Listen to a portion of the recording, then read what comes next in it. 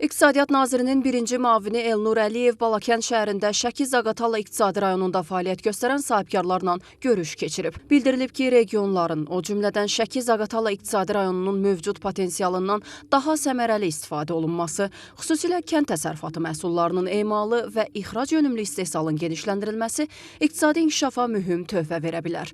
Mövcud iqtisadi potensialın reallaşdırılması məqsədi ilə dövlət dəstəyi tədbirlərinin əhatə dairəsi genişləndirilir və sahibkarlara yeni dəstək alətləri təqdim olunur. Görüşdə biznesə yeni dövlət dəstəyi mexanizmlərinin tətbiqi və genişləndirilməsi mövzusunda təqdimat keçirilib.